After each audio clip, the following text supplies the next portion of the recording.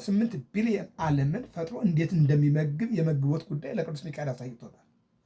ለቅዱስ ገብርኤል ደግሞ የማስደሰት ጉዳይ፣ የምስራች ጉዳይ፣ የመስጠት ጉዳይ፣ የተሰወረውንና የራቀውን አቅርቦን እግዚአብሔር እንዴት መስጠት እንደሚችል ለቅዱስ ገብርኤል አሳውቆታል።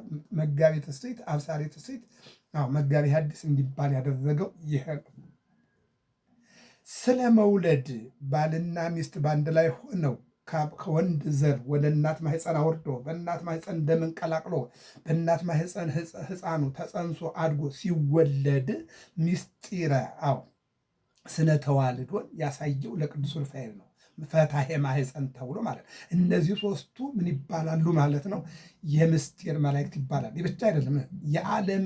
ዓለምን ፈጥሮ ዓለምን መውሰድና የዓለም ምጻትን ለምሳሌ መፍጠርንና የዓለምን መሰብሰብ ለቅዱስ ሚካኤል፣ ዓለምን የማዳንን ለቅዱስ ገብርኤል፣ የዓለምን ቀዶ ጥገና ደግሞ ለቅዱስ ሩፋኤል ያሳየ ማን ነው? እግዚአብሔር ነው።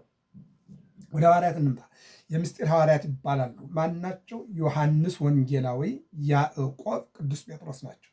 3 ምስጢሮችን ብቻ እንውሰድ። አንደኛ የሞተ ሰው እንዴት ይነሳል? ተነስቶስ እንዴት ደግሞ እንደገና ሕይወት ዘርቶበት እግዚአብሔርን ያገለግላል የሚለውን ስንመለከት እነሆ ያዕቆብን፣ ዮሐንስን፣ ጴጥሮስን ይዞ የኢያኢሮስን ልጅ አስነስቶ የሞተውን እንዴት እዚያ በፊት እኮ እነ ኤልያስ አንስተዋል፣ እነ ኤልሳ አንስተዋል እኮ ጴጥሮስም አንስቷል። ነገር ግን ምስጢረ ትንሣኤን የሞተ እንዴት ማስነሳት እግዚአብሔር እንደሚችል ያሳያቸው ምስጢረ ትንሣኤ ሙታን ተብሏል።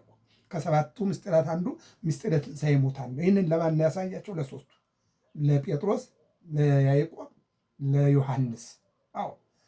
እንደገና ደግሞ ብርሃነ መለኮቱን በደብረ ታቦር ሊያሳይ ከነቢያት ኤልያስን ከብሔረ ያዋረ ከሙታን ከመቃብር ደግሞ ሙሴን አመጣና ወአመሰዱስ ዕለት ነሶሙ ኢየሱስ ለጴጥሮስ ወለያዕቆብ ወለእሁ ዮሐንስ ዋይረጎሙ ደብረ የዋህ እንተ ባሕቲቶሙ። ጴጥሮስን፣ ዮሐንስን፣ ያዕቆብን ያዘና ወደ ደብረ ታቦር ተራራ ወጣ። በደብረ ታቦር ብርሃነ መለኮቱን አሳያቸው። ለእነዚህ ለምስጢር ሐዋርያት ማለት ነው። ከ3ቱ አንዱ ማን ነው? ዮሐንስ ወንጌላዊ ነው ማለት ነው።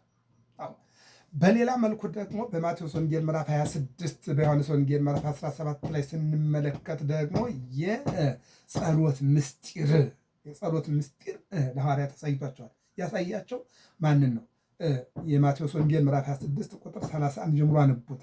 ያንን ስርዓተ ቁርባንን ከሰራና ከመገባቸው በኋላ ነገ የሚቆረሰው ሥጋዬ ነገ የሚፈሰው ደሜ ይሄ ነው ብሎ ከነገራቸው በኋላ በጌቴሴማኒ ሄዶ ሲጸልይ ከሌሎቹ ከ9ኙ ሐዋርያት 3ቱን ለብቻ አንዱ ይሁዳ ሂዷል፣ መንኗል፣ በ30 ብር አምላኩን ሽጧል። አሁን የሚቀሩት 11 ናቸው። ከ11 ደግሞ 3ቱን ለብቻ አደረገና የጸሎትን ምስጢር ተግሁ ወጸልዩ ከመ ይትባኡ ተነሱት፣ ወደ መከራ እንዳትገቡ ተግታችሁ ጸልዩ ብሎ ለሐዋርያት ምስጢር ለነዚህ ለሶስቱ አሳይቷቸዋል። ከነዚህ አንዱ ማን ነው? ዮሐንስ ወንጌላዊ ነው።